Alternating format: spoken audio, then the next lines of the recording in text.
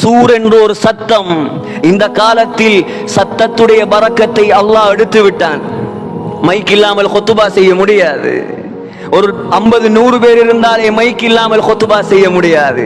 சகோதரர்களே, அந்த காலம் முஹம்மது ஸல்லல்லாஹு அலைஹி வஸல்லம் உடைய காலம் சத்தம் எப்படி இருந்தது தெரியுமா?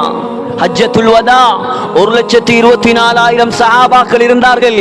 முஹம்மது ஸல்லல்லாஹு அலைஹி வஸல்லம் மைக்கிலா பயான் செய்தார்கள். முஹம்மது ஸல்லல்லாஹு அலைஹி வஸல்லம் ஸ்பீக்கரிலா பயான் செய்தார்கள்.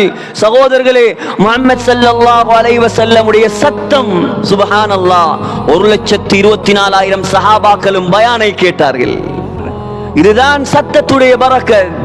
சகோதரர்களே, மனிதருடைய சத்தம் அந்த அளவுக்கு என்று சொன்னால் அல்லாஹ் சத்தம் போடுவதற்காக ஒரு மலக்கை படைத்திருக்கிறான் தெரியுமா?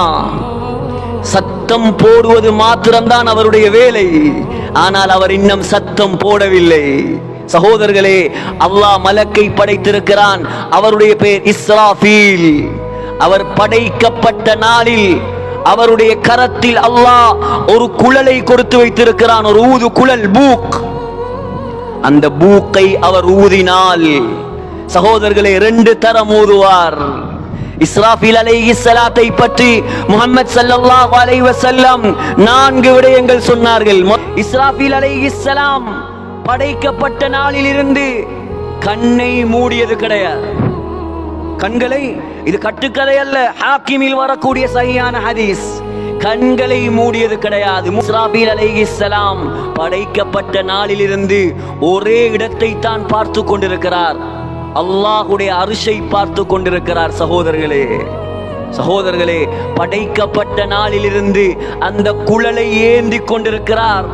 ஏன் கண்ணை மூடாமல் இருக்கிறார் தெரியுமா? கண்ணை மூடிய தருணத்தில் அல்லாஹ்வுடைய கட்டளை வந்து விட்டால் என்ன செய்வது? அதுதான் கண்ணை மூடாமல் அல்லாஹ்வுடைய கட்டளையை பார்த்து கொண்டிருக்கிறார்.